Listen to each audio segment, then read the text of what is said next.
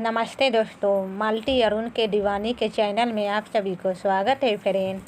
चलिए कथा सुनाती हूँ निर्जला एकादशी के। एक कथा पूरा सुनिएगा, आधे मत सुनिएगा, अधूरा रहती है, पूरा सुनिए दोस्तों। एक समय की बात है, एक विराट था। उसकी नई नई शादी हुई थी। शादी के बाद वह पहली बार अपनी पत्नी को लेने अपने ससुराल जा रहा था।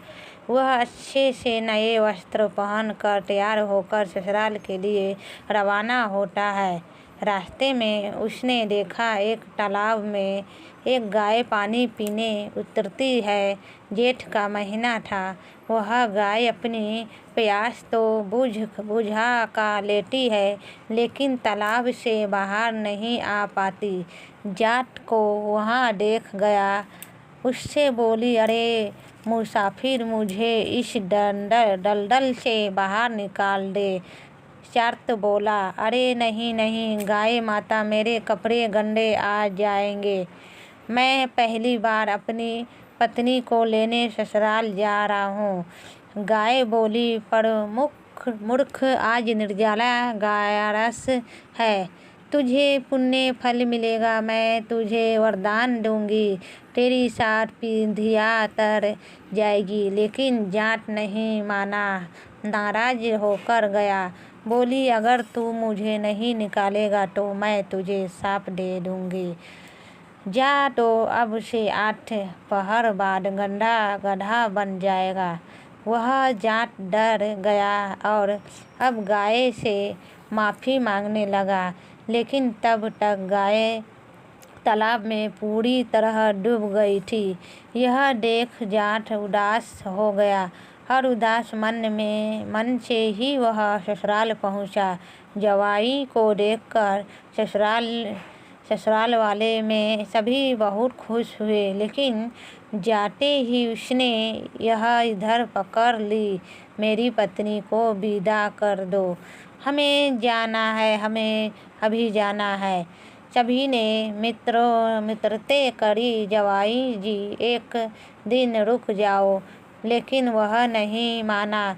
तब उसकी पत्नी बोली, सब इतना कह रहे हैं तो आप रुक क्यों नहीं जाते। तब जाट ने उसे शराब की सारी बात बता दी। तब उसकी पत्नी तुरंत उसके साथ वापस घर की ओर चल दी। 8 पहर के बाद जाट गधा बन जाता है। उसकी पत्नी उसे घर में लेकर बैठी रही। इस तरह कई दिन बीत गए। जब घर में अन्न धन कुछ भी नहीं बचा तो वह अपनी पत्नी से बोला, तुम मुझे लेकर मजदूरी करने चलो। तब वह दोनों नगर के राजा के यहाँ मजदूरी करने पहुँचे। राजा के कुएं की खुदाई का काम चल रहा था। उसकी पत्नी अपने सर पर मिट्टी फेंकने जाती। सभी मजदूर उसे देखकर बोले, परिवहन, जब तेरे पास गधा है तो इस पर बोझ सिर रखकर क्यों नहीं ढोती, क्यों वह जो उठाती हो। पर वह कुछ नहीं बोली। दूर से राजा भी यह सब देख रहा था। एक दिन राजा ने उससे पूछा, तुम्हारे पास गधा है तो तुम क्यों उठाती हो। तब वह बोली, महाराज, यह गधा नहीं है, मेरे पति है, इन्हें गाय का शाप लगा है।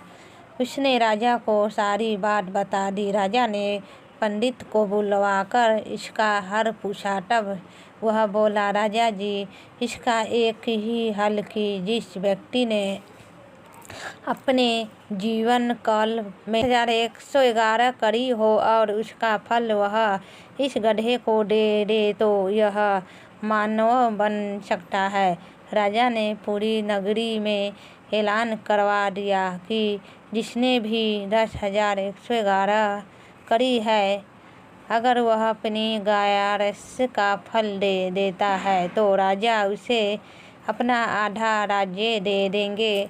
लेकिन पूरी नगरी में कोई भी ऐसा नहीं था जिसने 10,111 करी हो। किसी ने 10, किसी ने 11 तो किसी ने 14,211।